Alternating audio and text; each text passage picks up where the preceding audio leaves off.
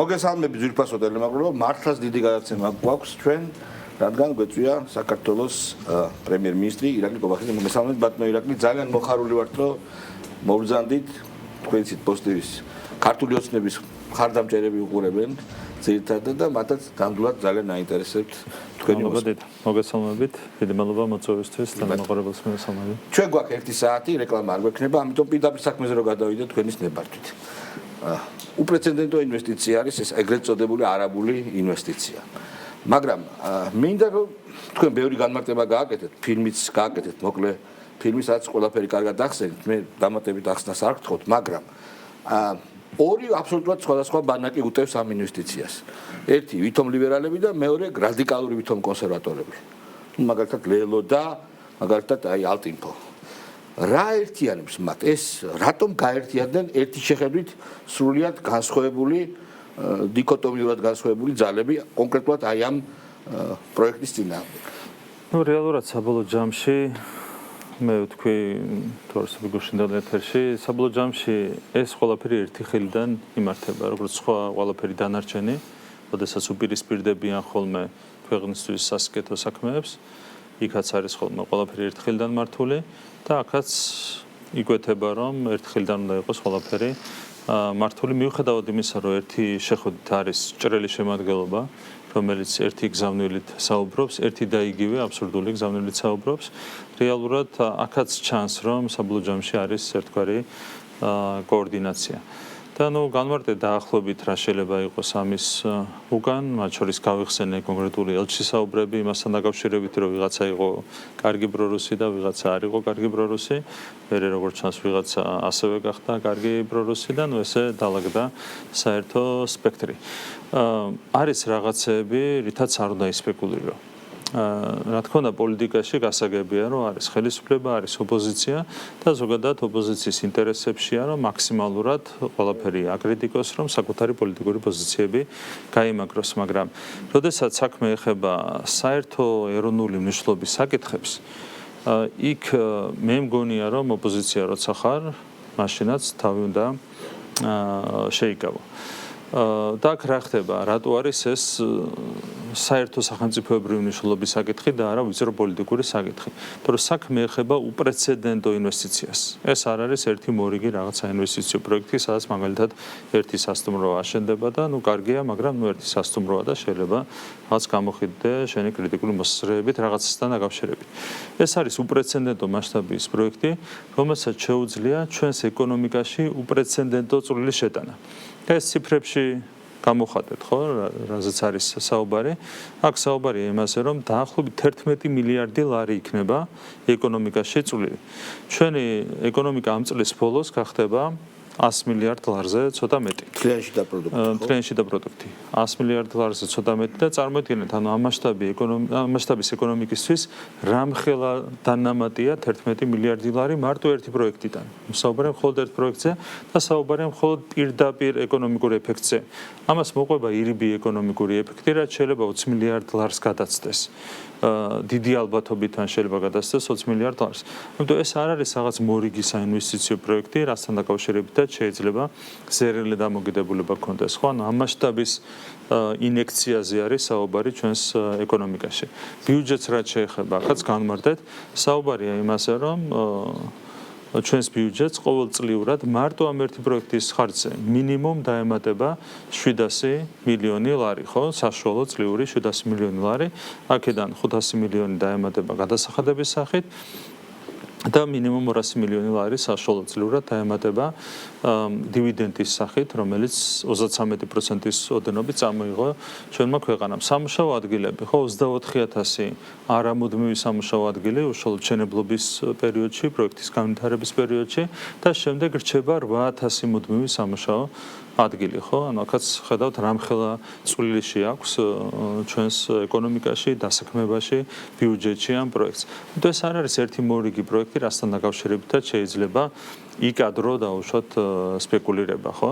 ზოგადად არ უნდა იკადრო, მაგრამ არის რაღაც თემები, სადაც საერთოდ წარმოუდგენელია ასე სპეკულირება.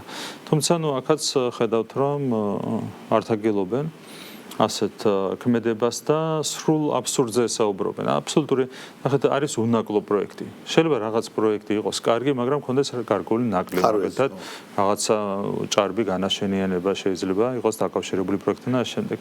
აქ უნაკლო არის თავისი თითოეული შემადგენლით ეს პროექტი. რაც შეეხება ამ მითს არაბიზაციის თაობაზე, საერთოდ არავით არის საფუძველი არ აქვს. ხო მარტივად ციფრებში განვარდეთ. ამ წლების განმავლობაში საშუალოდ 15,000 ბინა იყიდებოდა წლის განმავლობაში უცხოელებს. ანუ ქართველები იყიდულობდნენ დაახლოებით 75,000 ბინას წლის განმავლობაში და უცხოელები 15,000 ბინას. და ამას არ გამოუწევია არავითარი დემოგრაფიული პრობლემები, ხო? იმიტომ რომ უმეტეს შემთხვევაში ბინები იყიდება უცხოელების მიერ საინვესტიციო მიზნებისათვის და შესაბამისად ეს არ იწვევს ასე ვთქვათ, რაიმე ტიპის დემოგრაფიულ პრობლემებს. აქაც ჩვენი ვარაუდია, კონკრეტულად თავისი ვარაუდი გამოთქვა, უშუალოდ ამ იგელ ჰილსის ხელმძღვანელმა, რომ ის ვარაუდობს 60%-ის გაყიდვას უცხოელებს. როცა ამას ამბობდა, მას ამოძრავებდა რაღაცა თავისი სურვილი, რომ კიდევ უფრო მეტად დადებითად წარმოეჩინა ეკონომიკური ეფექტი. კერძოდ იგულისხმება რა, როცა 60% უცხოელები ყიდულობენ, ბინებს ეს ნიშნავს იმას, რომ გარედან ქვეყანაში შემოდის დამატებითი რესურსი, დამატებითი ფული და შესაბამისად დამატებითი წვლილი ეკონომიკაში და ამ კუთხით მან ასე ვთქვათ პოზიტიურად წარმოაჩინა თავისი განმოსახედიდან ეს პროექტი. თუმცა ჩვენი მოლოდინი არის განსხვავებული. იმიტომ რომ აქ საუბარია რაზე? თლიანობაში უნდა გაიყიდოს დაახლოებით 16,000 ბინა, საიდანაც დაახლოებით 7,000 ბინა უნდა გაიყიდოს თბილისში და მეტი უნდა გაიყიდოს გონიოში. ნუ 7,000 ბინაზე როცა არის საუბარი, წარმოიდგინოთ რომ 75,000 ბინას ყიდულობენ ჩვენი მოქალაქეები ყოველწლიურად. ჩვენი მოქალაქეები ყოველწლიურად. ამის 10%-ია წარმოიდგინეთ, ანუ როგორი თანაფარდობაა. შესაბამისად, ჩვენი ვარაუდია, რომ ქართველები ბევრად მეტს იყიდიან. შესაბამისად, გარედან ნაკლები თანხა შემოვა, მაგრამ მოლოდინი ჩვენი ეს არის, რომ სწორედ საქართველოს მოქალაქეები იყიდიან მეტს, ბევრად მეტს 50%-ზე, ეს არის ჩვენი მოლოდინი, საბოლოო ჯამში ნახოთ რა როგორ დაალაგდება. აქედან გამომდინარე, ასეც და ისეც ეს ეგრეთ წოდებული არაბიზაციის მითი და არაბული ქალაქის თან, როცა საუბარია 60%-ზე, რაზეც ბატონმა ალაბარმა გაამახვილა ყურადღება, აქ იგულისხმება საერთაშორისო მყიდველები და არა მაინც და მაინც ერთი კონკრეტული ქვეყნიდან, არაბთა გაერთიანებული საემიროებიდან მყიდველები. რას ეფუძნება ეს, რომ ამ კომპანიას აქვს კარგად აწყობილი მარკეტინგული ქსელი მთელი მსოფლიოს მასშტაბით და თქვენ შეგიძლიათ ნახოთ სტატისტიკა როგორია მაგალითად ბელგრადში. მოხდა თუ არა არაბიზაცია. სრული აბსურდია. ანუ კონკრეტული გამოცდილება საჩვენებს იმას, რომ აბსურდია საუბარი არაბიზაციასთან დაკავშირებით, თუმცა მაინც ჯიუტა სენსიტიურ თემებზე ცდილობენ რაღაცნაირად დაწოლოს. საშენება არის თორმე კონტრაქტში გათვალისწინებული და ნუ აი უკვე აღარ იციან, თან ჩვენ ნახეთ კონტრაქტი არის, ამით სპეკულირებდნენ, რატო არის კონტრაქტი საიდუმლო გრიფის ქვეშ, ხო, კომერციული საიდუმლოება. ეს არის მიღებული პრაქტიკა ჩვენი კანონმდებლობით, საერთაშორისო პრაქტიკით არის გათვალისწინებული ასეთი რამ, რომ კონკრეტულ კომერციული შინაარსის ხელშეკრულებას ენიჭება კომერციული საიდუმლოების სტატუსი, რაც მოხდა, გაუხსენეთ, ხო, ხაზარაძემ დაიწყო კამპანია და მის კომპანიას ჰქონდა ასევე მოთხოვნა თავის დროზე, რომ საიდუმლოდ იქნება, ისიც აპირებდა, რა ქვია, ან არაბების, ან რუსების, ან ჩინელების, ან ბრიტანელების შესახლებას ანაგლიაში. ხო, რატო დამალა? რატო იყო გაუმჯრალე ეს კონტრაქტი? ხო, სისულელია. კომერციულია თავის შინაარსს. მაგალითი მოვიყვანე, ხო? 33% არის ჩვენი წილი. შეიძლება უნდოდეს ამ კომპანიას, ჩვენ თანხმობა განგვიცხადა, რომ ეს 33% გაგვესაჯაროებინა, მათი თანხმობით საუბრობთ ამაზე, თორე წესით ამაზეც არ უნდა საუბრობდეთ და გეტყვით რატომ. ჩვენთან რჩება 33%. შეიძლება ხვალ მოუნდეს სხვა ქვეყანაში შესვლა ამ კომპანიას და იქ შეიძლება უნდოდეს რომ დაუტოვოს არა 33% სახელმწიფოს, არამედ დაუტოვოს მხოლოდ 20%. ან საერთოდ არაფერი არ დაუტოვოს. იმდენად ჩვენ შემთხვევაში მაგალითად იმდენად მესმის მაგალითად რომ არ გამოდგეთ მათთვის რომ არ უთხრა რომ საქართველოში იქ თუ დაუტოვოს 33% მე რატომ მიტოვებ ან 20%-ს ან გასაგები ერთგვაროვნად იმოქმედე შეიძლება უთხრას ხება. ეს არის თავი მიზეზი რომ შენ არ შეიძლება წინასწარ შეუქმნა რაღაცა უპირატესობა პარტნიორს სხვა ქვეყანაში. ღიად მისცე ისეთი რაც პრაქტიკა არ არის. აი აქ წარმოიდგინეთ 3-4 თვე გრძელდებოდა მოლაპარაკებები თითოეულ პუნქტთან დაკავშირებით. რაც თლიანად კომერციულ ერთი ასე პირობა შეგვიძლია მივცეთ საზოგადოებას, რომ როდესაც მეჩეთებზე იყო საუბარი და 1000 სულელეზე, ხო, რომ თითქოს კონტრაქტი ითვალისწინებს მეჩეთების და საკულტო ნაგებობების და შემდეგ მშენებლობას არავითარი არაკომერციული შინაარსის პუნქტი არ არის ჩადებული ამ ხელშეკრულებაში. ხო, რითაც შეიძლება ვიღაცა მისპეკულიროს, რომ აი მაგალითად იქ ხელშეკრულებაში წერია, სიგიჟეს ვამბობ, მეორე სიგიჟეს, ერთ სიგიჟე ხო თქვა ხაზარაძის თანამშრომელმა გუბრაცემ. მეორე სიგიჟე თქვა, რომ მაგალითად ხელშეკრულებაში წერია, რომ არ შეიძლება ქართველებზე გაიყიდოს 40%-ზე მეტი, ხო? ეთნიკურად ქართველებზე თუ პასპორტით ქართველებზე. სიგიჟეს ვამბობ, ხო? აი მსგავსი არაფერი, ანუ არავითარი არაკომერციული პუნქტი არ არის შეტანილი ამ ხელშეკრულებაში, ამ სფერობას ვაძლევთ. შეიძლება ეს არაკონსტიტუციური იქნებოდა. რა თქმა უნდა, ნუ სპეციალურად სიგიჟეს ვამბობ, ხო რა საითქენას თვითონ მიყავთ საუბარი, იმას ვამბობ, რომ ასეთი რაღაცეები, სისულელეები, სიგიჟეები, არაკომერციული პუნქტები საერთოდ არ არის შეტანილი ამ ხელშეკრულებაში. გასაგებია. ნუ სენსიტიური თემა მათი აზრით, თუნდაც შაბნელი ძალები ერთად როგორ ერთიანდებიან, ეგ მართლა გამოსაკვლევი საკითხი არის რა. ვინ არის მათი პატრონი რეალურად? კი ბატონო. გამოსაკვლევი არის. აი ამ ოპოზიციაზე და მათ აქტივისტებზე მინდა გკითხოთ, აი რო უყურებ, აი თვითგვემას, სასოწარკვეთილ თვითგვემას და იჭერს მათ პოლიცია, როცა კანონს არღვევენ. ხანდახან მიჩნდება ადამიანურად სიბრალურის განსტევით. თანამოქალაქეა, ზოგს იცნობ და ასე შემდეგ. და ვიცი რომ უჭირს, მენტალურად პრობლემა აქვს. მაგრამ შემდეგ ისეთ რაღაცას გააკეთებენ, შეურაცხყოფენ გარდაცვლილის სახელს, ჩაგიფურთხებენ საჭმელში, ძიმე ავატყობს დასცინიან, რომ ეს სიბრალური სამწუხაროდ მიქრება. აი ადამიანად გინდა უგულშემატკივრო და მე უფრო ბრაზდები რომ ამაძე რომ ვინ არიან ესენი, აი ეს ხალხი და რა შეიძლება მათ უშველოთ, იმიტომ რომ რაღაცა გონიერების ფარგლებს გასდა ეს უკვე ამათი ქმედება. ეს არის მიზანმიმართული პროცესის შედეგი. ხო არის კონკრეტული იდეოლოგია, რომელიც ეფუძნება კონკრეტულ ბრძოლებს ღირებულებებს და ერთ-ერთი მთავარი ამოცანა, რაც აქვს ამ იდეოლოგიას, არის ის, რომ უნდა ასე ვთქვათ, გადააჯიშოს ადამიანები და ყველანაირი ფასეულობა უნდა დაუკარგოს. ეს ხო არ არის ახალი, ასეთი იდეოლოგია წარსულშიც არსებობდა, ფაშიზმი ჩვენ ისტორიაში რაც ყველაზე მტკივნეულად გვახსოვს, ერთ საუკუნის წინ ბოლშევიზმი. მაშინ ხო გახსოვთ, რომ ეთნიკურად ქართველები იყვნენ ადამიანები, რომლებიც იყვნენ ბოლშევიკები, რომლებიც საკუთარი ხელით ხრეტრდნენ ადამიანებს, პატრიოტებს და რომლებიც კამპანიას აწარმოებდნენ საკუთარი სამშობლოს წინააღმდეგ, საკუთარი ეკლესიის წინააღმდეგ. ეს ანუ არ არის ახალი ხილი. ნებისმიერ რადიკალურ მანგიერ იდეოლოგიას ახასიათებს ასეთი რამ, რომ უპირისპირდება ძირეულ ფასეულობებს. და ამ შემთხვევაში იგივე ხდება. და ზუსტად რეალურად ეს ძირითადი ხაზები არაფრით არ განსხვავდება ბოლშევიკური იდეოლოგიისგან. აქაც იგივე ხდება, რომ შენ არ უნდა გიყვარდეს შენი ქვეყანა, პატივს არ უნდა სცემდე შენს ეკლესიას და სიძულვილი უნდა თესო. ხო, ბოლშევისაც ხო ეს ახასიათებდა, რომ ყველგან სიძულვილი. ავტორიტეტი არ უნდა არსებობდეს. აი ეს არის ერთ-ერთი მთავარი და ამ კუთხით კიდევ ერთხელ მინდა გავიხსენო ის რაც იკადრეს ფეხბურთელებთან მიმართებით, ხო? აქაც ის კი არ არის, რომ შემთხვევით რაღაცა ემოციურად გამოვიდნენ და დაუპირისპირდნენ ფეხბურთელებს. ავტორიტეტი არ უნდა არსებობდეს, ეს არის მათი დავალება. და ამ დავალებას ზოგი ასრულებს შეგნებულად, ზოგი ასრულებს უნებლიეთ, ხო? ეს არის მოცემულობა, მაგრამ აი ეს არის ამ იდეოლოგიის თავარი არსი, სიძულვილის თესვა. ავტორიტეტებს უნდა დაუპირისპირდნენ, საზოგადოებას არ უნდა ყავდეს ავტორიტეტი, რატომ? იმიტომ რომ გარედან უნდა იყოს იოლად სამართავი. და ამის გამოძახილია თითოეულის ქმედება, რასაც ეს ადამიანები ახორციელებენ. შესაბამისად, ერთი მხრივ ეს ადამიანები არიან, რა თქმა უნდა, სიბრალურის ობიექტი, იმიტომ რომ ძალიან მძიმე ამბავში არიან შესული. მაგრამ მეორე მხრივ არ შეიძლება ამ ყველაფრის მიმართ იყო, ასე ვთქვათ, შვიდად განწყობილი. ისინი უპირისპირდებიან ძალიან მძიმე ფორმით ჩვენს ძირეულ ინტერესებს, ეროვნულ ინტერესებს, ქვეყნის ინტერესებს, კიდევ ერთხელ სამშობლო, ეკლესია სიძულვილის თესვა, ეს არის მთავარი ხაზები, ხო, როგორ შეიძლება ამის მიმართ იყო ლოიალური. ამიტომ რა თქმა უნდა, ჩვენ პრინციპულად უნდა დავიცვათ ჩვენი ქვეყნის ინტერესები ამ ადამიანების წინააღმდეგ, ხო, მათი ბრძოლის წინააღმდეგ.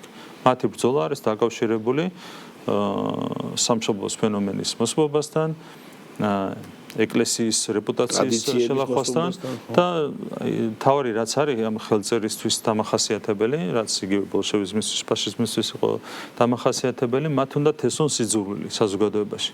იგივე ხდება ზუსტად ხშირად ვიხსენებ ხოლმე რობერტ ფიცოს გამოსვლას. აი 10 წუთიანი ვიდეოა, მას შემდეგ რაც მას ესრულეს სამონტყოფოშივე ჩაწერა 10 წუთიანი ვიდეო, რასაც ყვება, აი რა ხდება ქუჩებში, რა ხდება თეატრებში, რა ხდება კი ყველგან, რა ხდება პოლიტიკოსების მიმართ, რა ხდება ავტორიტეტების მიმართ, რასაც ყვება 10 წუთის განმავლობაში, ეს ეხება სლოვაკეთს, გეგონება რომ საუბრობს საქართველოს, რატომ? იმიტომ რომ ერთხელიდან იმართება სიძულვილის თესვა, ქვეყანასთან დაპირისპირება, ამასთან თავი ხაზი.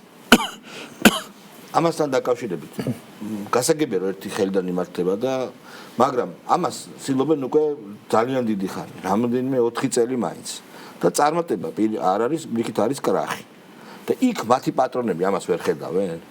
ნუ რეალურად წარუმატებელია იმ გაგებით, რომ მათ ვერ შეძლეს ძალაუფლების დაბრუნება. რა თქმა უნდა. ამ გაგებით, მაგრამ გარკვეულ წარმატებას ხო აღწევენ. ამის რომ ჩვენი ქვეყანა ბოლომდე დამშვიდებული არ არის, ის რომ სიძულვილი ჭარბობს ამ საზოგადოებაში, ეს მათთვის უკვე შედეგია. ის რომ ნახეთ ეკონომიკური ზრდის კუთხით გვაქვს ძალიან მაღალი მაჩვენებლები, ხო 9.7% საშუალო ეკონომიკური ზრდა ბოლო 4 წლის განმავლობაში პირველ ადგილზე ვართ ევროპაში.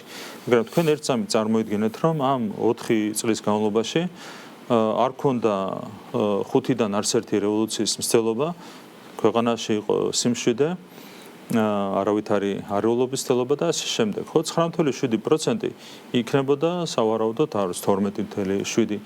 ანუ თავის მიზანს რაღაც დონეზე მაინც აღწევენ და ამითაც კმაყოფილი არიან, რომ აი რუსთავაზე რომ გამოდის 150 კაცი შეიძლება აი მაგალითად 0.1% აფერხებს ეს ეკონომიკურ ზრდას და უკვე შედეგია მათთვის. ბედნიერები არიან მათი პატრონები, იმიტომ რომ შეიძლება ვერ აბრუნებენ კოლექტურ ნაცმოძრაობას ხელისუფლებაში, მაგრამ აი ცოტა ეკონომიკა შეაფერხეს, იქ ცოტა სიძულვილი დათესეს, იქ ცოტა საზოგადოება აღელვეს. აი ამით უკვე კმაყოფილები არიან და ამ დავალებას ასრულებენ ის ადამიანები, რომლებიც 150 კაციანი ჯგუფის სახით გამოდიან რუსთაველზე, საუბრობენ ტელევიზიიდან და სიძულვილს ავრცელებენ. ნუ ეს არის სამწუხაროდ. აქედან გამომდინარე ერთი მხრივ, რა თქმა უნდა შეგვეცოდოს ეს ადამიანები, იმიტომ რომ ძიმე პროცესში არიან შესული, მაგრამ მეორე მხრივ ჩვენ ქვეყანა უნდა დავიცვათ ამ ყველაფერს. ხო, ეს უნდა შეუთავსოს. სწორედ ამას დილემა არის ერთგვარი, ხო? შეხედავ და იჭერს პოლიციელი ზუსტად, იმიტომ რომ დაარღვია კანონი, გეცოდება ზოგადად ჰუმანური მიდგომით, მოხუციც გეცოდება და ასე შემდეგ, მაგრამ შემდეგ უცებ ისეთ რაღაცას გაიგებ, ისეთ რაღაცას იტყვიან, რომ გული აგერევა უბრალოდ და საერთოდ ქართველებისთვის კი არა, ადამიანებისთვის რო არის დამახასიათებელი, ისეთ რაღაცას აკეთებენ. აი გიგლა ბერბიჭაშვილიც საცოდავი კაცი იყო. თორე იყო ერთი უბრალო კაცი, გააგიჟეს თან თელი იქაც იგივე იყო ავტორიტეტები არ უნდა არსებობდეს, ხო? დღევანდელი იდეოლოგია ეს არის, მაშინელიც ეს არის. გააგიჟეს, თელი პროპაგანდა მიდიოდა ილია ჭავჭავაძის წინააღმდეგ, თანაბრად იყვნენ ჩართული ამაში ბოლშევიკების და მენშევიკების. გააგიჟეს ეს საცოდავი კაცი, არც ინტელექტი ჰქონდა, არც არაფერი, დაიჯერა რომ თვითონ ჰქონდა უპირატესობა ილია ჭავჭავაძის მიმართ და ესროლა. ანუ ერთხელ საცოდავი კაცი იყო, მაგრამ ასე თუ შეხედავდი მაშინ წაახალისებდი იმას, რაც გააკეთა. რაც გააკეთა ფიცოს შემთხვევაში. კი, რაც ფიცოს შემთხვევაშიც მოხდა, ამიტომ არ შეიძლება ლოიალური დამოკიდებულება ასეთ პროცესების ამ ადამიანებს უნდა უთხრათ, რომ არიან თან საცოდავები და თან ბოროტებაში არიან ჩართული. კი ბატონო. ეხლა ოპოზიციაზე ვისაუბროთ, თავი გაინადგურა ოპოზიცია. თანამედროვე დემოკრატიული წყობა ოპოზიციის გარეშე წარმოუდგენელია. ეს არ არის დემოკრატია. მაგრამ რა გინდაქნა, როდესაც შეგნებულად გაინადგურეს თავი, თუნდაც მაშინ, როდესაც იმათი მოთხოვნით არ შევიდნენ პარლამენტში. სერიოზული ძალა იქნებოდა და არ შევიდნენ. მე მესმის, რომ თქვენ მართველი პარტიის ხელმძღვანელი ხართ და თქვენ არ უნდა იზრუნოთ ოპოზიციაზე. მაგრამ რახან ქვეყნის პრემიერიც ხართ. რა შეიძლება, როგორ უნდა გაჩნდეს, რა პირობები უნდა შეიქმნას, რომ შერაცხადი ოპოზიცია გაჩნდეს, რომ პოლიტიკა დაბრუნდეს თავის ნორმალური სახით საქართველოში. Ну, ჩვენთან რო ყოფილიყო ასე ვთქვათ სრულფასოვანი დემოკრატიული სისტემა, თვითმყოფადი დემოკრატიული სისტემა, ჩვენ არ გვეყოლებოდა ასეთი ოპოზიცია. საქმე არის რაში, რომ ოპოზიცია საქართველოში ლაგდება ქვეყნის გარედან. ეს არის ხელოვნური პროცესი. ყველაფერი რომ მიანდო ჯანსაღში და კონკურენციას, ასე ვთქვათ ბაზრის პრინციპი მოქმედებს პოლიტიკაშიც, რომ თვითონ ხარისხის დახვეწას უზრუნველყოფს ის კონკურენცია, რომელიც დემოკრატიულ სისტემაში მოქმედებს. აქ ეს პრინციპი არ მუშაობს, რატომ? იმიტომ რომ ყველაფერი ლაგდება ოპოზიციის მხარეს ქვეყნის გარედან. იქიდან ნიშნავენ პირდაპირ პოლიტიკურ პარტიებს. შექმნეს ერთი პარტია, მეორე, მესამე. გეგმებს უწერენ განცხადებებს მესიჯების დონეზე, განცხადებებს უდგენენ ტექსტებს და შემდეგ, ხო, ანუ ყველაფერი ხდება გარედან. და ასეთ პირობებში კონკურენცია ვერ ქმნის ჯანსაღ სპექტრს. მათ შორის პერსონალურ დონეზეც რო დავიდეთ, ხო? გარედან რო არ ინიშნებოდეს ოპოზიცია, მაგალითად ქვეყნის შიგნით ისეთი ადამიანები, როგორებიც არიან, არ ვიცი, ვინ გავიხსენო. ნებისმიერი ლიდერი ავიღოთ, ხო მათი? რო ავიღოთ მაგალითად რა ქვია, ხაზარაძე პირობითად. რო ავიღოთ მისი პარტიის წარმომადგენლები, ისინი ჯანსაღი კონკურენციის პირობებში წარმატებას ვერ მიაღწევდნენ. ანუ იმ წარმატებასაც კი, რასაც ხო, ანუ ცნობადი პოლიტიკოსები საერთოდ ვერ გახდებოდნენ. მესმის. გარედან დანიშნეს და ამიტომ მიიღეს ეს არაჯანსაღი სურათი. ან ბოგერია რო ავიღოთ, ხო, ქვეყნის გარედან რო არ ნიშნავდნენ ასეთ პოლიტიკოსს. ისინი ვერ ხვდებიან, რომ ქართული მენტალიტეტისთვის ასეთი პოლიტიკოსი, სრულად დეგრადირებული და ფასოლობებისგან დაცლილი პოლიტიკოსი არის მიუღებელი, მაგრამ გარედან დანიშნეს, რომ ამას უნდა კონდეს თავისი სიტყვა სათქმელი. ხო იგრძელება რიგი პარტიებისა, ხო ეზრუნდება. რაც შეხება მომავალს. სწორედ ამიტომ უყურებ ჩვენ ოპტიმისტურად მომავალს, რომ ეს პროცესი გვაქვს დაწყებული, რაც დაკავშირებულია პოლიტიკური, კონკრეტული სამი პოლიტიკური პარტიის აკრძალვასთან. ჩვენ ჩაგვდოვეს ჩაგედელ წრეზე. 2012 წლიდან მოყოლებული. ხო, ყველა მიცოდა, რომ ნაცმოძრაობა იყო დანაშაულებრივი პოლიტიკური ძალა, მაგრამ თქვენს რომ ესენი უნდა დარჩენენ ოპოზიციაში. თან მას ერთული ვითარება იყო, პირველი 4 წელი იყო კოალიცია და რადიკალური ნაბიჯები ვერ გადაიდგმებოდა, მათ შორის პარტიის აკრძალვის ნაწილში, მერე კიდე სხვა სირთულეები იყო. ამიტომ ჩვენ გარედან თავს მოგვახვიეს ეს ეგრეთ წოდებული კოაბიტაცია და ჩაგვდოვეს ამ ჩაგედელ წრეზე. სადაც დღემდე ვტრიალებთ. და ამის გამოა, რომ ჯანსაღი ოპოზიციური პარტიები ვერ ჩდება ჩვენს პოლიტიკურ სივრცეში. მაგრამ დაწყებული გვაქვს ახალი პროცესი, რაც დაკავშირებულია ამ არაჯანსაღი პოლიტიკური პარტიების უცხოური აგენტურის აკრძალვასთან. როგორც კი ეს პროცესი დასრულდება, მაშინვე ეს კონკურენციის პროცესი, დემოკრატიული კონკურენციის პროცესი თვითონ წარმოშობს ჯანსაღ პოლიტიკურ ძალებს. და ეს არის ერთ-ერთი გამოსავალი. თუ ჩვენ გვინდა რომ საქართველოში ჩამოყალიბდეს ჯანსაღი დემოკრატიული პოლიტიკური სისტემა, ეს არის ერთ-ერთი გამოსავალი. წინააღმდეგ შემთხვევაში მუდმივად დავრჩებით ამ ჩაგედელ წრეზე და მოგვიწევს ერთ წრეზე სიარული. კომპონენტი არის ამ გაჯანსაღების ავგიის თავლის გაწმენდის, მოდი ესე ვთქვათ, ეს არის რადიკალური ნაცმოძრაობის, კოლექტიური ნაცმოძრაობის აკრძალვა. ეს არის, აი მაგალითად არის თუ არა პოლიტიკის კეთების გაჯანსაღებისკენ მიმართული კანონ პროექტი, რომელიც შესულია პარლამენტში, როცა ემიგრანტები უცხოეთში ცხოვრები ჩვენი მოქალაქეები უნდა ჩამოვიდნენ და საპარლამენტო არჩევნებში უნდა მისცენ ხმა. მე მხარი დაუჭერი ამ კანონს და საშინელი რისხვა დამატდა, ეს ძალიან კარგია. ვიცი, როცა ვარ განსაკუთრებით მართალი, როცა მათი რისხვა მატდება. და მე მართლაც მიმაჩნია ჩემი მოტივები მაქვს, რომ რატომ არის ეს კანონი სწორი. იქნებ თქვენ კიდევ ერთხელ განმარტოთ, რამ გამოიწვია ამ კანონის ინიცირება და როგორ იმოქმედებს პოლიტიკის გაჯანსაღებას. პირველ რიგში უნდა აღნიშნოს ერთი რამ, რომ დიასპორის მონაწილეობას არჩევნების შედეგებზე რაიმე არსებითი გავლენა არ ქონია. ხო, ზუსტად დავთვალე წინა არჩევნების შემთხვევაში, რას გამოიწვევდა დიასპორის არ მონაწილეობა და ერთ მანდატს განსაზღვრავდა მხოლოდ. მათი არ მონაწილეობის შემთხვევაში ერთი მანდატით შეიცვლებოდა. ანუ რაოდენობრივი ფაქტორი არ არის არავითარ არსებით გავლენას არ ახდენს არჩევნების შედეგებს. შესაბამისად, ჩვენი გადაწყვეტილება არის თავიდან ბოლომდე დაცლილი სუბიექტური ინტერესებისგან. მიუხედავად იმისა, რომ რა თქმა უნდა, იცით რომ განსხვავებული შედეგები დაფიქსირდა პროცენტულად საზღვარგარეთ ქვეყანაში არსებულ შედეგებთან შედარებით, მაგრამ იმის გამო რომ თლიან შედეგს ეს გავლენას არ ახდენს, ჩვენ დაცლილი ვართ სუბიექტური ინტერესებისგან. ობიექტური ინტერესი რაში მდგომარეობს, აქაც ჩვენ ყველგან ვცდილობთ რომ მაქსიმალურად განვამტკიცოთ ჩვენი სახელმწიფოს სუვერენიტეტი, ქვეყნის დამოუკიდებლობა და დავიცვათ გარე საფრთხეებისგან. და ორი არგუმენტი გვაქვს, როცა საქმე ეხება ამ რეგულაციასთან. ერთი არის ის, რომ არ შეიძლება არჩევნები ტარდებოდეს იქ, სადაც ვრცელდება უცხო ქვეყნის იურისდიქცია. თორემ ასეთ პირობებში ნებისმიერი ადამიანი დიასპორის წარმომადგენელი კონკრეტულ შემთხვევაში ექცევა რა თქმა უნდა უცხოური იურისდიქციის გავლენის ქვეშ ამა თუ იმ ფორმით. შეიძლება პირდაპირ ფორმითაც კი მოექცეს, მაგალითად შეიძლება ადამიანი იყოს დავშოთ დასაქმებული კონკრეტულ სფეროში, ან შეიძლება რაღაც დოკუმენტებთან დაკავშირებით კონდეს თავისი საკითხები, შეიძლება მისი ბინადრობის ნებართვა ექვემდებარებოდეს გაგრძელებას და შემდეგ, ხო, ანუ უცხო იურისდიქციის გავლენის ქვეშ არის ნებისმიერი ადამიანი, მით უმეტეს დიასპორის წარმომადგენელი, რომელიც საზღვარგარეთ ცხოვრობს. ანუ ეს არის ერთი არგუმენტი. მაგრამ ჩემთვის უფრო მნიშვნელოვანია მეორე არგუმენტი, რაც უკავშირდება ინფორმირებული გადაწყვეტილების მიღებას.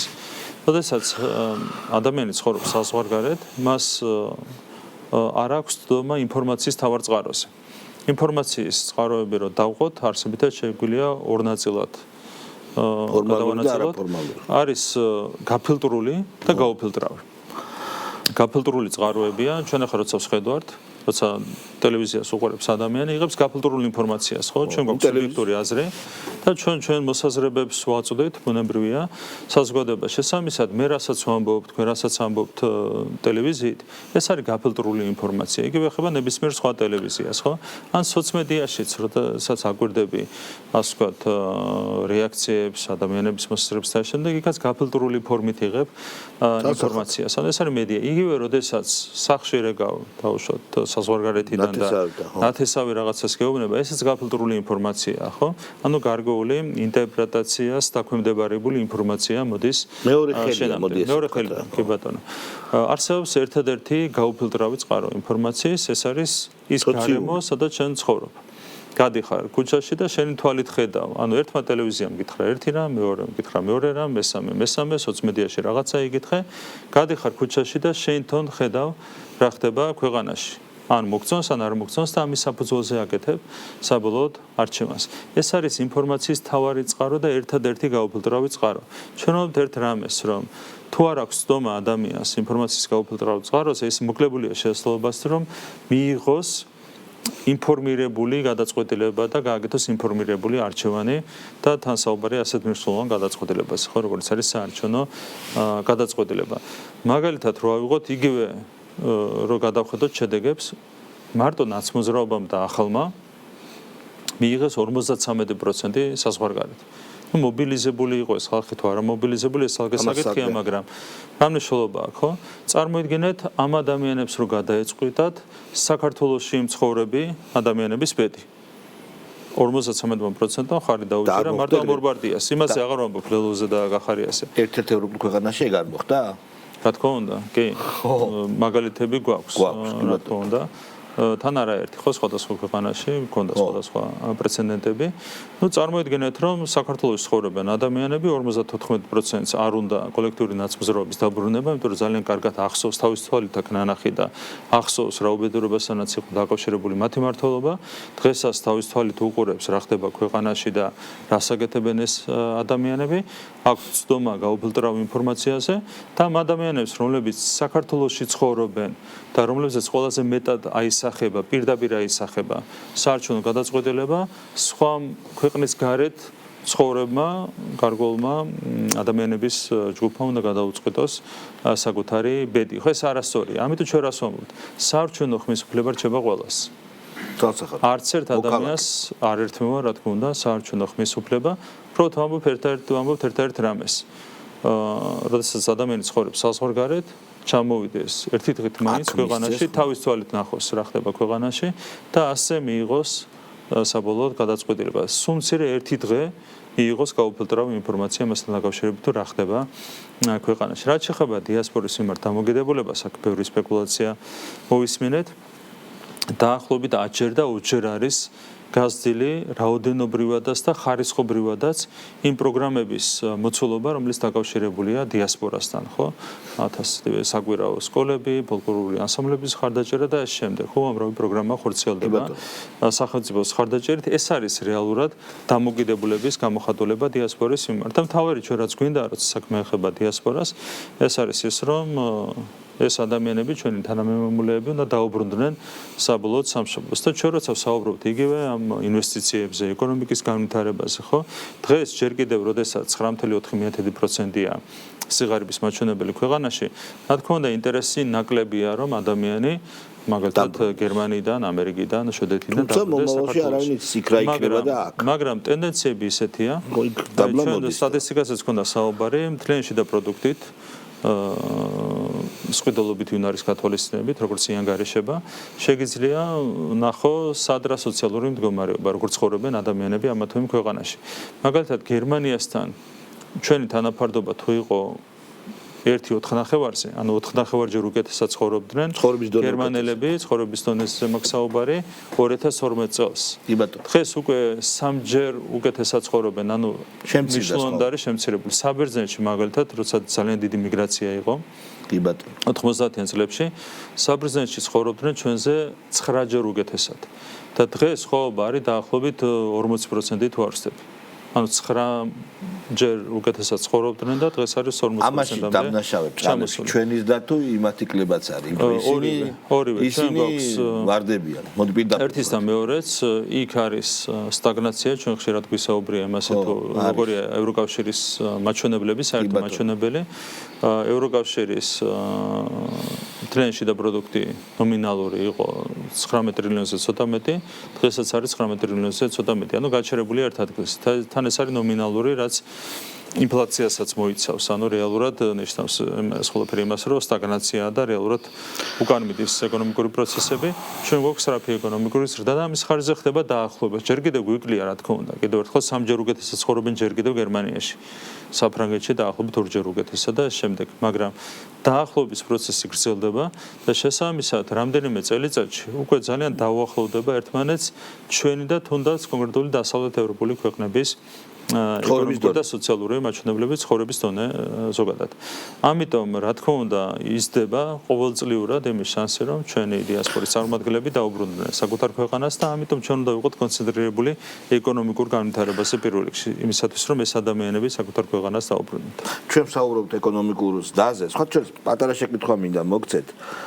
ევროპული და ამერიკული დასავლური მთლელების ძალიან ავტორიტეტული ორგანიზაციები პროგნოზირებენ ჩვენს დას ძალიან კარგ ადგილებს გვაკუთვნებენ კორუფციის წინააღმდეგ ბრძოლის რეიტინგში, გამჭვირვალეობის ბიზნესის კეთების რეიტინგში. მაგრამ იგივე ბანაკის პოლიტიკოსები ფეიკებით ცდილობენ ჩვენს ასე ვთქვათ განადგურებას და სულ პირიქით ამბობენ და რაღაც ეს ორი ხელი ერთად არ მუშაობს, ერთმანეთს არ ეკითხებიან, ხო? აი რატო ხდება ეს? არსებობს ფაქტებზე დაფუძნებული ანგარიშები, სადაც ვერ გაიქცევი უბრალოდ სინამდვილეს, ხო? ანუ ხო აფასებ მაგალითად ეკონომიკაში რა ხდება.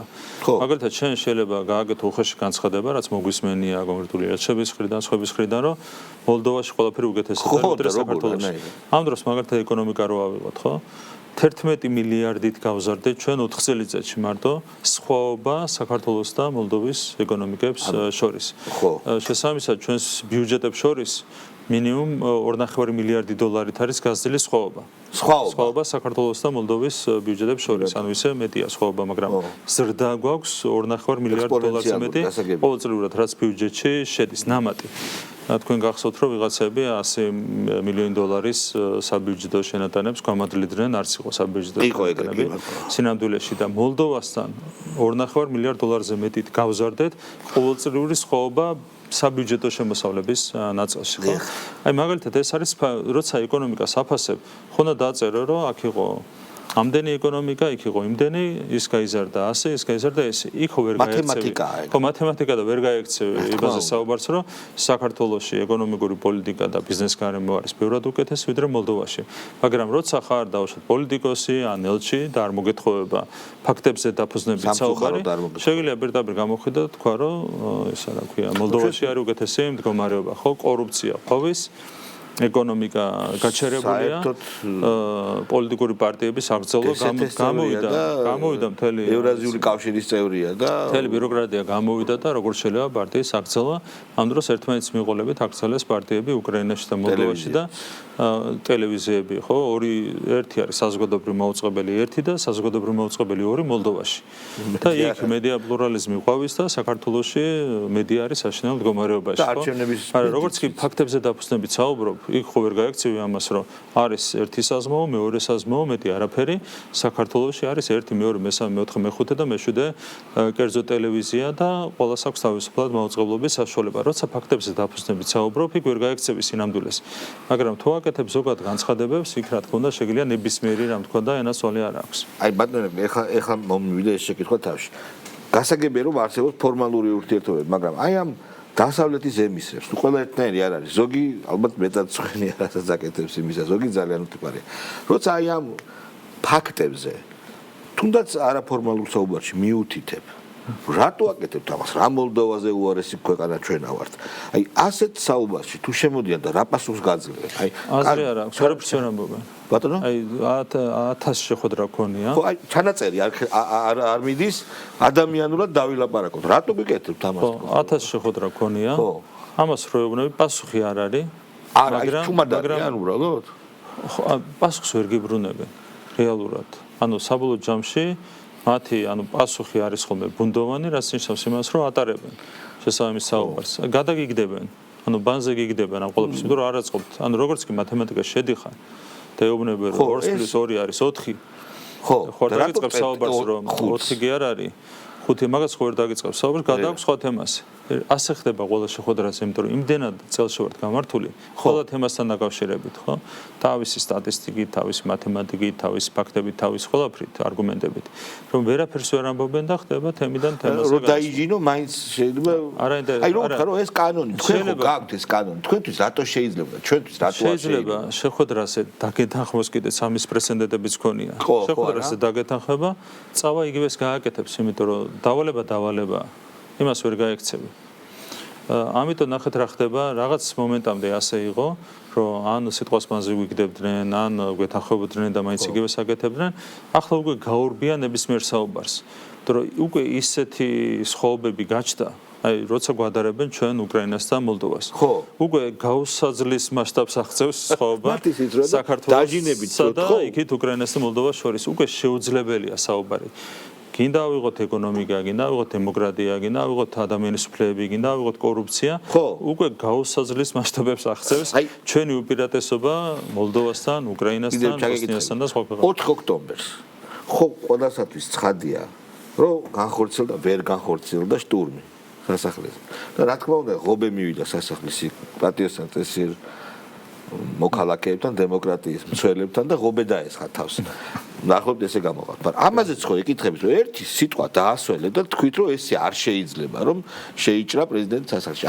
ამაზეც გიგდებოდა. აი, როგორ უნდა შემოვიდნენ დისკუსიაში, ან შეხვედრაზე როგორ უნდა მოვიდნენ, მაგითო გაურბია. ნახეთ, აი მაგალითად ავიღოთ, თუნდაც ეს შემთხვევა, ან ავიღოთ ევროკავშირის ელჩი გამოვიდა არჩევნებამდე ცოტა ხნით ადრე და თქვა, რომ ეს ხელისუფლება აცდა მართველი გუნდი აცდა ევროპულ გურს და დამობილიზდით პირდაპირ მობილიზაციისკენ მოუწოდა ამორჩევლს გამოდით რომ ეს შეცვალოთ ანუ პირდაპირ გამოვიდა თქვა არჩევნების წინ უშუალოდ მართლ პარტიას არ მიცეთ ხმა და მის წინააღმდეგ გამოდით და მიეცით ხმა ანუ ოპოზიციის ხარდაჭერისკენ მოუწოდა ხალხს ხო დაუждები და ეთქვი რომ აი არჩევნების წინ ასეთი რაღაც გააკეთე მოუწოდა ხალხს კონკრეტული პოლიტიკური ძალების ხარდაჭერისკენ და კონკრეტული პარტიის წინააღმდეგ ხმის მიცემისკენ რას გეტყვის საქართველოს ელჩმა გერმანიაში ან 4 ოქტომბერი ალტერნატივას რომ დაუჭიროს ხარი მიტინგზე ხო ნუ რას უზავ იქ ხო დისკუსიის შესაძლო შეუძლებელია ხო და ჩვენ რა ზანგის ხო არა ვართ მეორე ხარისხოვანი ხალხი ხო არა ვართ მასია დაბალიღობე. და პასუხს არ გცემენ, ხო? არა, ვერ გაგცემენ ამასე პასუხს. ან სიტყვა ბანზე უნდა გიგდონ, რაც ხდებოდა ხოლმე. კი ბატონო. ან უნდა დაგეთახმოთ ძალიან საინტერესო საკითხი მივადგეთ. მაგრამ რაღაცა ურთიერთობები ხო უნდა ქვეყანას და ქვეყანას შორის. რაღაცა საქმე აქვთ, რაღაცა სავაჭრო თემა, უსაფრთხოების თემებია. ამიტომ ისინი ხო განწირულნი არიან, რომ გელაპარაკო როგორც ქვეყნის პრემიერს. რომელიც საკითხებს აღწყვეტს. აქ არის ერთი პრობლემა. ამშინ რა? მათ არ აქვთ არავითარი დამოუკიდებლობა. ეხლა მაგალითად ევროპის ეკონომიკაზე ვისაუბრეთ, ხო? ბევრჯერ მithქვამს, რომ სოფლიო ეკონომიკაში ევროკავშირის წილი იყო 30%, შემცირებულია 17.5%-მდე და წლიდან წლამდე შემცირდება არსებული ტენდენციების მიხედვით, ხო? ანუ უზარმაზარი ვარდაა 30-დან 17.5%-მდე. ამასობაში მაგალითისათვის ამერიკის ეკონომიკა ჩამორჩებოდა ევროკავშირის ეკონომიკას რამდენიმე ტრილიონით 2008 წელს და ორჯერ გაასრო დაახლოებით თითქმის ორჯერ გაასრო ევროკავშირის ეკონომიკას, ხო? ჩინეთის ეკონომიკა იყო თორსები 4 ტრილიონი 2008 წელს და ეხა ევროკავშირის დონეზეა, ხო? ანუ ევროკავშირი ჩამორჩა აბსოლუტურად ყველას და ყველაფერს. ამ ვითარებაში და დაემატა ამას რა უკვე 2022 წლიდან, რომ ჩაიჭრა წვდომა იაპონურ რესურსებთან და ძალიან კარგ ბაზართან, ანუ ევროკავშირისთვის ერთ-ერთი კარგი ბაზარი იყო, რუსული ბაზარი, დაახლოებით 3 ტრილიონის ბაზარი იყო და შესაბამისად იყო ძალიან მნიშვნელოვანი სარგებელი აქედან ევროპული კომპანიებისთვის, ხო? ერთის და მეორეც დაკარგეს და აღმოსავლეთისკენ, ასე ვთქვათ, მარშრუტი დაკარგეს ეკონომიკური, სავაჭრო გზა დაკარგეს. ასე დროს აღმოსავლეთისკენ უნდა სცადო გაჭრა ახალი მარშრუტები, ხო? და რა პრობლემები და ერთადერთი ეფექტური საშუალება ამ შემთხვევაში გამომდინარე იქიდან რომ ყველგან კონფლიქტებია ჩვენს გარშემო, ხო? აქეთ რუსეთ-უკრაინის ომი, ახლო აღმოსავლეთის ომები და შემდეგ ერთადერთი ეფექტური მარშრუტი ამ დროს რომ აღმოსავლეთისკენ გაჭრას ევროკავშირმა გზა არის საქართველო. და ამ დროს შენ თუ ოდნავ დამოუკიდებელი მაინც ხარ და შეგიძლია იზრუნო შენს ეკონომიკაზე, რა თქმა უნდა პირველი უნდა ეცადო საქართველოსთან ურთიერთობების ძალაგებას. რატო არ აკეთებენ ამას? იმიტომ რომ არ არიან საერთოდ დამოუკიდებლები. იმართება ხოლმე ევროპული რაღაც შეკრებები, სხვადასხვა ტიპის შეკრებები. ეკონომიკაზე საუბარი პრაქტიკულად აკრძალულია. ხო? აკრძალულია. თავი თემა ხო ეს უნდა იყოს. ნახეთ, ევროკავშირი სტაგნაციაშია. ევროკავშირის ქვეყნებს წარმოადგენენ. არიან შესაბამისი ქვეყნების ლიდერები და იცი რომ 30%-დან ჩამოხვედით 17.5%-მდე. კატასტროფული მდგომარეობა გაქვს. ხო, პირველი რაზეც უნდა დაიწყოს საუბარი არის რა უშუალოდ ეკონომიკას. საერთოდ აკრძალულია ამაზე საუბარი. შემოაქვს LGBT სხვაგან ოკეანის გაღმიდან რუსეთ-უკრაინის ომი LGBT ამაშია ჩაგედელი ყველაფერი. ორი თემა. ადამიანის ეგრეთებული უფლებები. LGBT და რუსეთ-უკრაინის ომი ამის იქით არ საუბრობენ პრაქტიკულად არაფერს. ეს რუსეთ-უკრაინის ომის ჩემი აზრით, აი შეკითხვა არის ესეთი.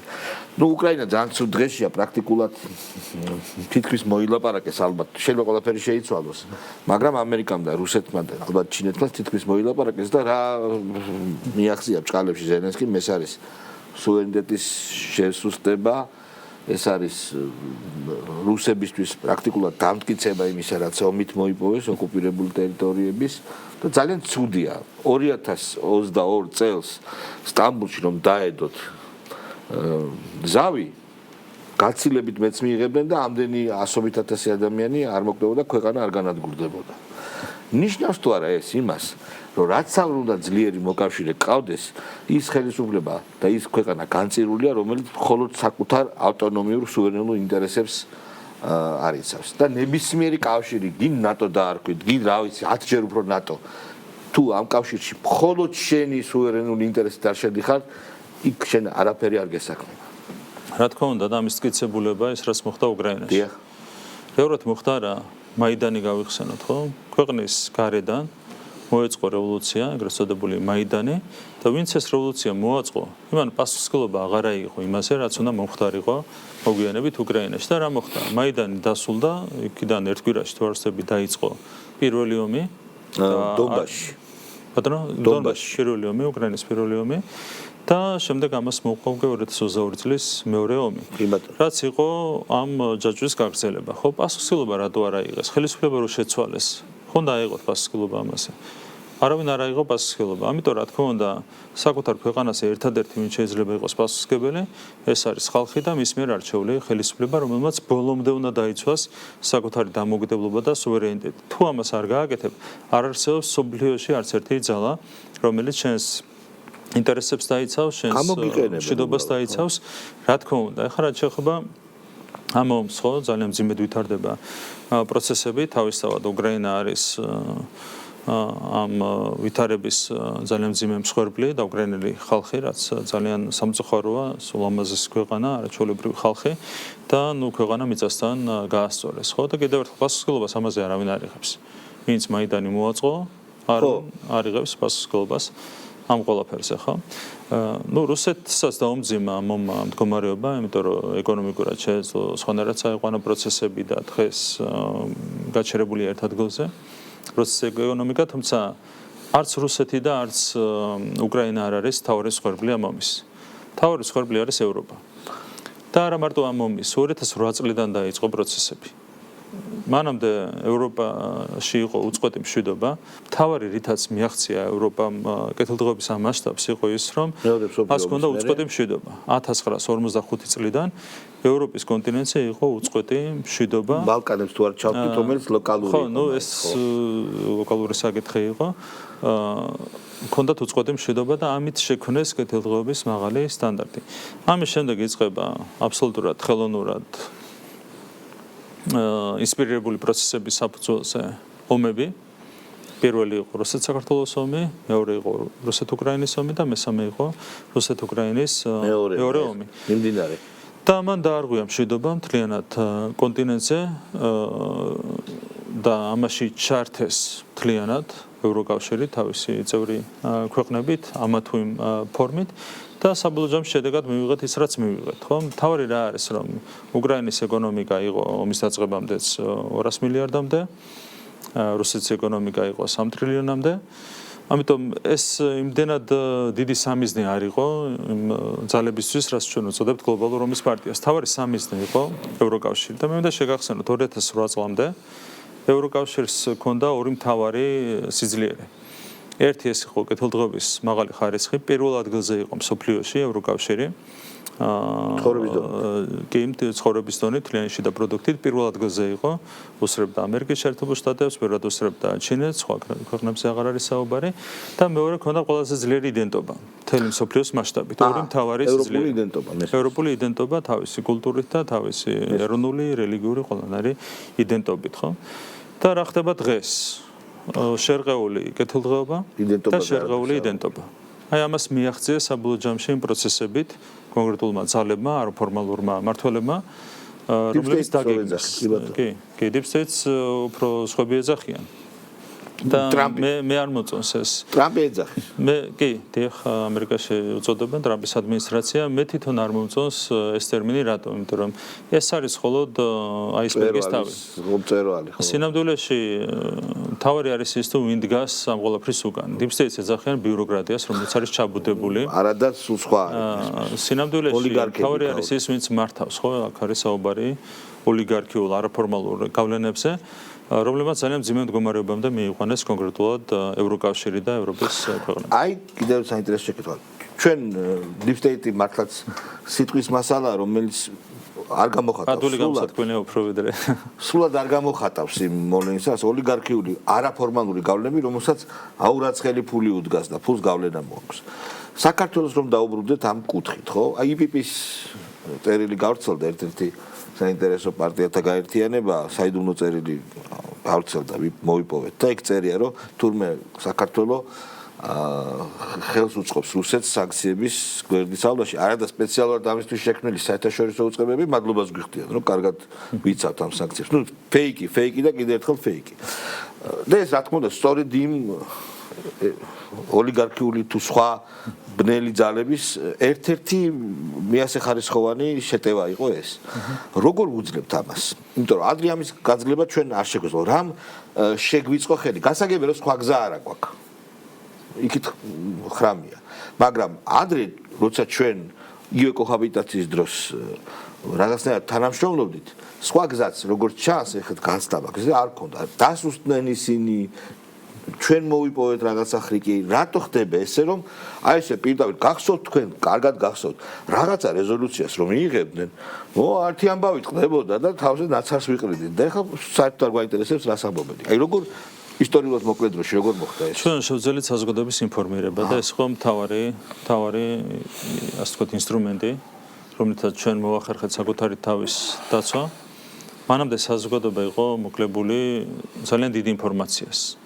და ჩვენ ძალიან ვფრთხილობდით და რა თქმა უნდა ამ წლების განმავლობაში ვფრთხილობდით უბრალოდ დავინახეთ რომ შეუძლებელი იყო უკვე რაღაცაზე არ საუბარი უკრაინის ომის დაწყების შემდეგ და საზოგადოებას ვუთხარით სიმართლე ძალიან ბევრ თემასთან დაკავშირებით მათ შორის იმასთან დაკავშირებით თუ როგორ იმართება თანამედროვე სამყარო და რა მაგერი ინტერესებით იმართება თანამედროვე მსოფლიო ეს ხო მთავარი თქვენს გაიხსენეთ და ყველას გვახსოვს არა თუ რეზოლუციაზეა საუბარი ერთი ევროპარლამენტარი რაღაც რო იყო და ერთი სენატორი რამეს რო იტყო და აქ ამბავი იყო ეს ესოდა საზოგადოების სერიოზულ შეშფოთებას და გემთელი ერთიანი დღის ესრგი შეიძლება განესაზღვრა ერთი ცოტა პროვინციული არის ეს მოდი პირდაპირ ხო თუმცა პატარა ქვეყანა ვარ და რაღაც კუთხით გასაგებია მაგრამ რა თქმა უნდა აქ მნიშვნელოვანი იყო საზოგადოების შემზადება და საზოგადოების ინფორმირება და ჩვენ ეს შევძელით რეალურად ჩვენ საზოგადოებას მივაწოდეთ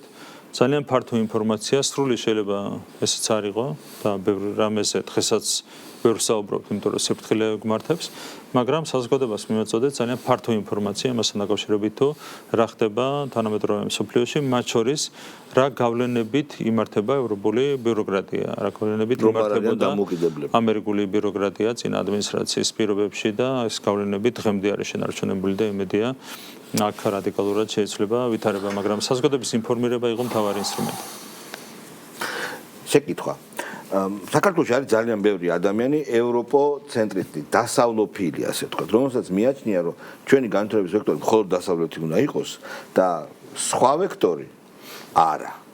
თუ იქ ახარ, მაშინ აქეთ უნდა ტერი იყოს შენი. და თქვენს მთავრობას აქვს მულტიპოლარულ სამყაროში დივერსიფიცირებული ეს ყოველივე გეოგრაფია რო ავიღოთ, სოფლიოს 4 მხარეს მუშაობთ და რაღაც კავშირები გვაქვს. იმ ხალხს რა შეიძლება უთხრათ, რომელსაც ძალიან მცდარად გონიათ, რომ ევროპა და დასავლეთი არის ერთადერთი სწორი გზა და სხვა გზა ამას გამორიცხავს. პირველ რიგში ყველაფრის პრაგმატულად გაანალიზება არის მნიშვნელოვანი. თავის დროზე ისტორიულად რატომაც იყურებოდა ჩვენი ქვეყანა დასავლეთისკენ ამას ჰქონდა ერთადერთი მიზეზი, მთავარი მიზეზი ის იყო ქრისტიანობა. ქრისტიანობის გამო ვიყურებოდით ევროპისკენ. კი თავის დროზე, როდესაც გაკეთდა არჩევანი კონკრეტული მიმართულებით, ესეც ქრისტიანობას უკავშირდებოდა, ხო? მაგრამ თავარი რა არის, რომ ევროპისკენ ვიყურებოდით, იმიტომ რომ იქ ვეძებდით საკუთარ დაცვას ქრისტიანული ღირებულებების გარშემო. დღეს მთავარი პრობლემა რა შემდგომარეობს, რომ სწორედ ამ თავარ ღირებულებას აცლიან ევროპას. ეს არის თავარი პრობლემა. რატომაც ღირებულებით დონეზე სამწუხაროდ დააკრინა ევროპის მნიშვნელობა. და ზოგადად გლობალურად ისე ვითარდება პროცესები, რომ დივერსიფიკაციას უბრალოდ ალტერნატივა არ აქვს. რა თქმა უნდა, ჩვენ გვაქვს ჩვენი კურსი ამასთან ერთად ჩვენ ვაცხადებთ ძალიან მკაფიოდ, რომ მხოლოდ ღირსებით. და ამ ღირსების ნაწილია ეს იდენტობა, ხო? ღირსებით, რომელიც არ არის რაღაც ემოციური რამ. არა, ეს აბსოლუტურად პრაგმატულია. ძალიან პრაგმატულია. კი ბატონო. არ მინდა აღიქვას ვიღაცა რომ ჩვენ რაღაც ემოციურ ტალღაზე სადღეგრძელოს ვამბობთ. ძალიან პრაგმატული კომპონენტი იმაშია. ეს რომ განმარტოთ კარგად ამ ღირსების პრაგმატულობა. კი, ნახეთ რაზეა საუბარი. ხო არსებობს კონკრეტული პრინციპები, ღირებულებები. ხო ერთი უკავშირდება იდენტობას. და ჩვენთვის ეს არის ეროვნული იდენტობა, ეს არის ქრისტიანული იდენტობა და ფასი ევროპისკენ სწრაფას აქვს მხოლოდ ამ ღირებულებების პირობებში. თუ ჩვენ დაგვხვდება და კარგს გაგვიღებს ქრისტიანული ევროპა და მყარი იდენტობაზე დაფუძნებული ევროპა ეს ერთი. ხო ეს არის ძალიან მნიშვნელოვანი. ასევე პრაგმატულად მნიშვნელოვანია რომ როდესაც საქართველოს იქნება მზად ევროკავშირის წევრობისთვის იქ დაგვხვდეს ევროპა კეთილდღეობის შესაბამისი ხარისხით. და აქ ძალიან მძიმე ტენდენციებია, როგორც უკვე თქვი. ამიტომ ყველაფერს პრაგმატულად უნდა შევხედოთ, ხო? ანუ თავარია რომ ჩვენ ღირსებას არ გადავუხვიოთ. არის თავარი ღირსება, დამოუკიდებლობა, სუვერენიტეტი, ხო? და პრაგმატულად უნდა შევხედოთ ამ ყველაფერს. ამიტომ ჩვენ რას ვამბობთ, რომ არსებობს კურსი, მაგრამ მხოლოდ ღირსებით შეიძლება გაყვე ამ კურსს. და დივერსიფიკაციას არ აქვს არავითარი ალტერნატივა. და თქვენ იცით, რომ მაგალითად ჩვენ აქტიურად ვცდილობთ წარმატებითაც ჩინეთთან ურთიერთობების გაღრმავებას და ძალიან კარგი ვიზიტი ქონდა ჩინეთში ცოტა ხნის წინ, სადაც პრემიერ-მინისტრს შეხვდით, საინტერესო შეხვედრები ქონდა და ვიმსჯელეთ ამ თანამშრომლობის შემდგომი განვითარების თაობაზე, სადაც ძალიან დიდი პერსპექტივებია, ხო? აქ მნიშვნელოვანი რა არის? ღირებულებით ნაწილში. ჩინეთი არის ერთადერთი მშვიდობიანი სუპერსახელმწიფო თანამედროვე სამყაროში, რაც ბოლო ათწლეულების ისტორიამ დაადასტურა, ხო? ცდილობენ გაშავებას ყველანაირი ეპითეტებით ამგობენ ჩინეთს, ცდილობენ რაღაც შავ სახელმწიფოს წარმოაჩენონ, მაგრამ ფაქტი ხო ფაქტია, აი ახაც იგივე ფაქტებზე რო ვისაუბროთ, ხო, ფაქტებზე დაფუძნებულ დასკვნებზე 1979 წლის მერე თუ არ ვცდები, შეიძლება ერთ წელი შემეშალოს, ჩინეთი არ ყოფილა ჩართული არც ერთ ომში.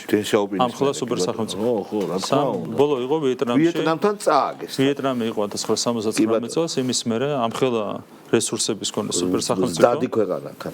არც ერთ ომში არ ყოფილა ჩართული, ერთადერთი სუპერსახელმწიფოა, რომელიც არ ყოფილა არც ერთ ომში ჩართული, თითქმის ნახევარი საუკუნეა, ხო? ეს არის ძალიან ნიშნულოვანი ღირებულება, რატომაც ჩვენ მივიღეთ გადაწყვეტილება ჩინეთთან თანამშრომლობის გაღრმავების თაობას, იმიტომ რომ ღირებულებები აქვს. და ამ ღირებულებებით ეპყრობა ის სხვა სახელმწიფოებს, დიდს თუ პატარას და ერთ-ერთი რაც ახასიათებს ჩინეთს და ეს არის მათი პოლიტიკის ერთ-ერთი განსაზღვრელი ღერძი, არის ის, რომ ისინი ეს პოლიტიკის ნაწილია, ფორმალური ნაწილიც კი არის მათი პოლიტიკის, რომ მნიშვნელობა არ აქვს ქვეყნის სიდიდეს, მოსახლეობას, ტერიტორიას, თანაბარი მიდგომა, თანაბარი მოპყრობა თითოეული ქვეყნის და სახელმწიფოს მიმართ. ეს არის ღირსება. ეს თქვა ბატონმა სი. აი ზუსტად ღირსებაზე როცა საუბარია, ესეც ხო ღირსების მაჩვენებელია.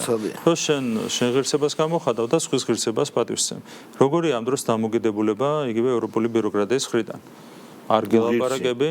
უღირსი.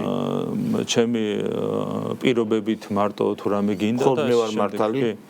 ხო, და პირობებიც თავისთავად უღირსია როგორ ბედავს კანონის განხილვასაც კი, ანუ სუვერენულ ქვეყანას ეუნებიან, რომ რაღაც თუნდაც ცუდი კანონი, როგორ შეიძლება ეს განიხილოთ? განხილვაც კი არ არის სწორი. ხვდებით? ზუსტად ეს ყველაფერი აჩვენებს იმას, რომ ევროპული ბიუროკრატია თლიანად დაცილდა ტრადიციულ ევროპულ ღირებულებებს. ამიტომ რა თქმა უნდა, ჩვენ უნდა შევინარჩუნოთ ეს პოლიტიკა. მხოლოდ ღირსებით დასახად. სხვანაირად ბუნებრივია ჩვენ ვერ დავიცავთ ჩვენს ეროვნულ ინტერესებს. და ბოლო შეკითხვა, ჩვენ აი ბევრი ვლაპარაკეთ ღირებულებებზე და ჩვენს მაყურებელს არ უნდა ბევრი ახსნა რა არის ეს ღირებულებები. ჩვენ ახლა განათლების რეფორმას ვატარებთ და განსაკუთრებით მნიშვნელოვანი ამ ღირებულებების პენეტრაცია, ინტეგრაცია ახალგაზრდა თაობაში. მე მესმის კონკრეტიკაზე ვერ ვლაპარაკებ. ზოგადად რო გითხრათ, აი ამ ყველაზე მთავარ ჩემი აზრით მიმართულებით განათლების კუთხით რას ვაპირებთ?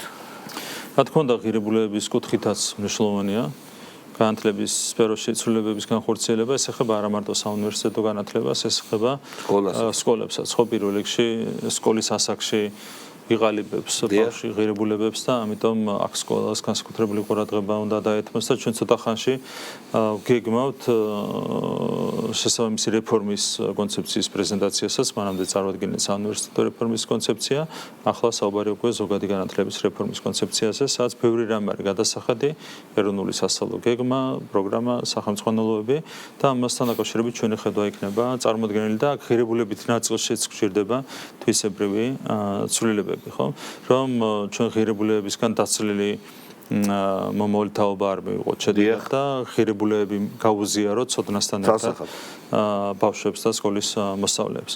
და იგივე ხება რა თქმა უნდა უმაღლეს განათლებასაც, აქაც ძალიან მნიშვნელოვანია სწორ ღირებულებებს ეფუძნებოდეს ის ცოდნა, რომელსაც უზიარებთ ჩვენ ახალგაზრდებს და ზოგადად განათლების ხარისხის გაუმჯობესება არის მნიშვნელოვანი. ხო, ჩვენ როცა საუბრობთ მაგალითად იგივე პოლიტიკურ სპექტრში არსებულ მდგომარეობაზე, კონკრეტულ თემებთან დაკავშირებით გასულ დისკუსიებზე, ხო, როგორც არის იგივე თუნდაც ეგრეთ წოდებული არაბიზაცია, ხო?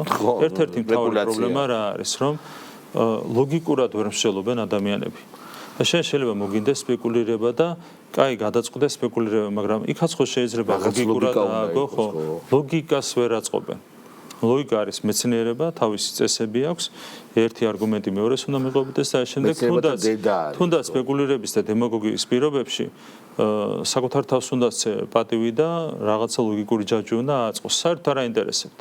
ლოგიკა არ აინტერესებთ. ლოგიკა კი არა, მათემატიკა, არითმეტიკა არ აინტერესებთ. ისეთ რაღაცებზე ლაბარაკობენ და არ ვიცი, ხო, როუსმენ ხოლმე იგივე მაგალითად ამ იგლსის პროექტთან დაკავშირებით ვიდეოებს ავრცელებენ სოციალ-მედიაში და ამ შემდეგ. საკუთარ თავს რო ეწინააღმდეგებიან, ხო? მარტო ის კი არ არის, რომ თავისი აზრი აქვს და ეს აზრი სწორია თუ არასწორია.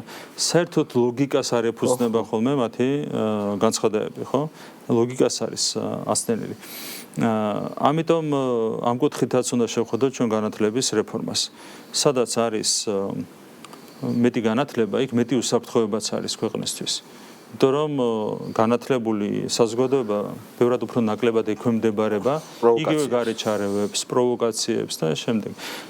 ქართულმა საზოგადოებამ ძალიან დიდი ცოდნა და გამოცდილება აკრიფა ამ წლების განმავლობაში, ხო, 15 წელი ისეთი პროცესები გამოვიარეთ, რომ ხო, რეალურად იმუნიტეტი გამოვიმუშავეთ და სიბრძნე და ცოდნა და გამოცდილება დააგროვა ჩვენმა საზოგადოებამ, მაგრამ აქ არის საჭირო დამატებით კონკრეტული ცვლილებების განხორციელება განათლების სისტემაში იმისათვის, რომ კიდევ უფრო მეტად გაიზარდოს ჩვენი საზოგადოების უსაფრთხოების ხარისხი, იმიტომ რომ განათლებული საზოგადოება არის ყველაზე მეტად დაცული ნებისმიერი რისკებისგან.